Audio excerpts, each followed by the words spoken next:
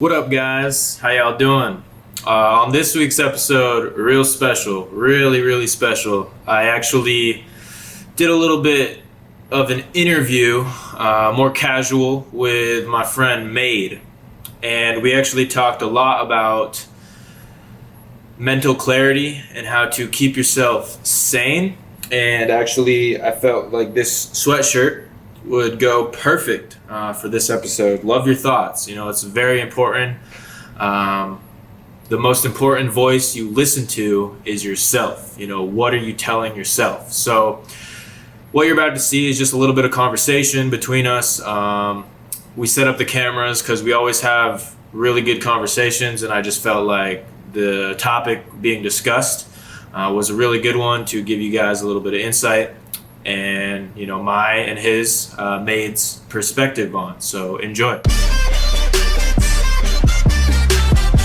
With these times, everything going on, I want to lean into like a little bit like your mental, keeping your mental clean, but also like inspiring, or how do you stay focused and maybe it couldn't even be this time. Forget about this time. Right. When you're going through something, some challenge or life challenge, life throws us curveballs. How do you stay positive? I mean, not to be philosophical or over spiritualize the question, but really just God. It's God for me. It's recentering myself. It's knowing that I have a purpose, and knowing that it doesn't matter what happens in life, I win because of my faith. So it's realizing that you don't have control. That's a huge thing that people we are in a culture of everybody wants to have control. Control is an illusion. What's an illusion? A mistaken perception of reality. So it's like a job interview. I could put in for 4 jobs, bro, but I can't control who's going to hire me. And I think letting go of control is what, just, if it makes sense, it keeps my mental equilibrium on this flat playing field. It's I'm not up and I'm not down. I'm not swayed by my circumstances. You know what I mean? And how do you I guess let go of that control, but also keep on what you said, your purpose? I think how do you stay focused but not try to control it? Dude, I was having a conversation with my wife actually, and we were just talking about you will change when the pain of staying the same is too much to bear. What I mean by that is that a lot of people they're not going to change because you're not tired enough. When you get really tired of being down, when you're finally fed up. Yeah, when you're finally fed up, when you really get tired of being insecure, when you get tired of seeking validation, either you're going to change or you're going to stay the same. And if you're a person like me, when I'm not happy, I can't act happy, if that makes sense. I'm not going to go around people and try to act like I'm joyful if I'm not joyful. You know what I mean? So I think in these times for me, man, it's just really just realizing that I don't have control over anything. I just don't. So, and even if I did have control over everything, it would only probably benefit me.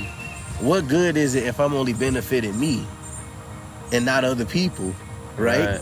So if I could look at my circumstance and compartmentalize and try to figure things out on this even playing field, then I can help somebody else. But the moment I become a control freak, it's it creates this force field where I'm forced to be self-centered. I'm boxed in. I'm focused on me. I'm not outside of the box. I'm in my own box.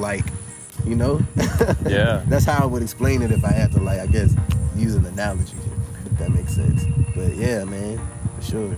And when you talk about helping people and not getting sort of caught up, letting go of the control, not getting caught up, I guess, in your own motives, but helping people. And that's something that I had to realize, actually just kind of came to, obviously, you you get paid based off of the services and products you provide. That's how the economy, that's how the world goes around, which sadly, I mean, it is a little bit money driven. Yeah, but a little bit. Well, the whole world operates. You need money to survive. But dude, we're in a time where we're choosing money over morality. It's money driven, it's ego driven. But anyway, I guess leaning into that, how do you, your perspective of it, like stay wanting to do those better things for others rather than for yourself, or how do you find the enjoyment in helping others, which also fulfills you? So dude, there's like this I'm not gonna quote it because I'll like paraphrase it. It's like a passage in the Bible when it talks about putting the interests of others above your own. Like, and that's tough. Yeah. It means that I have to humble myself, kind of suppress almost how I feel to maybe lift you up. Like, so in a relationship, it's 2 people, or it could be 3 people. It doesn't matter, whatever. It could be anything. But when you're in a relationship, you come with baggage and I come with baggage. You might have U-Hauls of baggage. I might have like a small suitcase, right? Word. But if I don't take care of like my own baggage, then it's very hard for me to help you. So sometimes it's like you gotta accept your own baggage. Yeah, you gotta accept your own baggage. It's like you can't go and help other people if you're so fixated on me. Again, you have to widen that filter, that scope of how you see things, if that makes sense. Because if all I'm filled with is negative thoughts and negative circumstance, as a man think of in his heart, so is he. It means that if I keep projecting out these thoughts, it's going to manifest into my reality. If that makes sense, Yeah. So I'm always on the quest to encourage and help people. It encourages me encouraging other people, if that makes sense. I don't know how anybody can be encouraged if you're not encouraging someone else. So if we all just keep encouraging each other, it creates a hierarchy, like this circle of everybody's inspired and everybody's encouraged. For example, in these times, it's very hard to be encouraged. When people have lost their jobs, people have lost their family members, it's very hard to be encouraged. So now I feel like we're forced to sit back and really look at what's really in front of me. I don't mean to go here, but if you don't like being home, you're probably in a bad place right now. If you have problems in marriage, God, I feel like God is forcing people to look at what's in front of them. We're getting back to the core of love, appreciation, helping each other out, validating each other, because as a country, I feel like we've stepped back so far from that, And it's all about helping other people, dude. If what you're doing isn't helping other people, then it's sadly mistaken that if you're doing anything big. We're in a culture of everybody wants to do big things. But if what you're doing isn't helping other people, or it's not rooted in God, how big is it? Right, that's what I feel like. That's what life is about, right? Yeah. Leaving a legacy. What are you gonna pass on or inspire, pass on to others? Yeah. Do you have any tips or tricks, or I guess how would people start to, I guess if they are in a bad place, to accept their baggage and learn to accept themselves where they are and come to realization of that? If I had to, I've been through just many trials and tribulations in my life, and through those times, dude, I just knew in the back of my mind, you ever been through a circumstance and in your head, you've convinced yourself that it's not going to change, right? Yeah. A lot of that, in all actuality, it comes from your internal dialogue. What are you saying to yourself? Man, this situation is never going to change, and I'm always going to be in this job, and I'm always going to be in this relationship. I don't deserve better. This is just how life is. Maybe I just don't deserve somebody who doesn't cheat on me, or somebody who doesn't, compliment me. Maybe I should just settle for this. And I think what you need to know is that you don't have to settle. Settling is a choice. It has nothing to do with your state of being. settling is a choice. It's knowing that you can change. We all can change. We're changing every day, man. Yeah. It's like being married with my wife. I've been married almost 3 years. Cha-ching. But I was telling her that every day I'm becoming a new person, and we have to grow together. Because if we don't grow together, then we're growing apart. It's realizing that you're going to change. It's accepting that change, right? Yeah. You're not going to like the same. When you were 20, you probably like different things as opposed to being like 30, right? So it's just accepting that you can change. It's seeing outside of your circumstances. Like sometimes, dude, when I'm going through something, I will fathom me getting out of those circumstances and me growing from those circumstances, if that makes sense. Like visualizing the process. Yeah, it's visualizing the process. Like, I know this sounds crazy, like, dude, sometimes you gotta speak your way out of it. Yeah. Like, you know what, man? This job is temporary. This relationship is temporary. If I let it be temporary. Kind of like the whole fake it till you make it, but you really gotta. I say faith it. Faith it till you make it. Believe it till you make it. Yeah, man. You have to believe that what you're going through, that God is in control, and no matter what, like, we win, dude.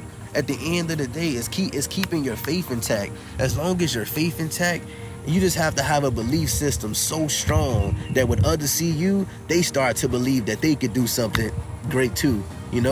Like you were created to have a contribution to the world. You're hitting all my strings. Nobody, right now. dude. I feel it. Like nobody was created by an accident. Right, it's like 1 in 400 billion. You wasn't created born. to just breathe and just work, man. Like you have purpose. We all have, everything has purpose, dude. Like it's just simple things like the sun. Like if you take the sun and the earth, if the sun was an inch closer, we would burn to death. Inch further, we would freeze to death. I just seen a documentary on that. Yeah, not to get all like philosophical about it, but yeah, it's realized that everything has purpose, and anytime something is not used, it's all designed. Yeah, when something is not used within its intended purpose, it will lead to its abuse. How many of us are abusing ourselves because we're not walking in our purpose? You're taking opportunities and you're forming relationships that are not in line with who you are. It doesn't represent like who you are at all. And we do these things, you know why? It's because we don't, truly value ourselves and who we are. So it's just getting back to a place of value and a place of love, man. It's like that quote, our deepest fear is not that we are inadequate. Our deepest fear is we are powerful beyond measure. And our that'll preach. Yeah, I love that quote, man, because it resonates with me a lot about that. Yeah, but yeah, man, it's just I think in these times, bro, it's getting back to just caring about people, checking on people. Like this quarantine is honestly, it's been great for me. Like I've been able to just really sit back and just appreciate the little things. It could be anything: having 2 cars, having food, the small things, having a house, having a clothes. Yeah, man. It could be anything. It's just appreciating any and everything. We've gotten so far away from that, and I think a lot of that is just freedom of speech and press and media. It's from comparison, and when you compare, you're basically telling God that what you've given me is not enough. You should probably give it to somebody else because I want what they have. But anyway, man, I just say be encouraged this time and just know that you can change and circumstances are temporary. Just don't let your faith and your joy be temporary. You can change that. And yeah, man. It's all a mindset. The biggest thing is like what you said, what we tell ourselves, and what you do, what you tell yourself is key. Your internal dialogue. Like if I'm having a bad day, man, I'll just get the clap of my hands, jumping up, just like, yo, man, get out of your head. Get out of your head. One thing... Speak to yourself. Yeah, right. One thing I heard somebody say, or it was like somewhere, and I don't know where it came in, but is like somebody asked somebody else, would you like tell a friend what you tell yourself? And then it's like, of course not. Woo! It's like, well, why would you talk to yourself like that? You know what I mean? That a priest right there. That a priest right there. That's so true, man. Yeah, man. Man, it's been good, and this conversation was very life-giving. Shout out to Stoli For Productions. sure, man. I appreciate you. Appreciate the opportunity, Conversations, bro. dog. Yes, sir. For sure.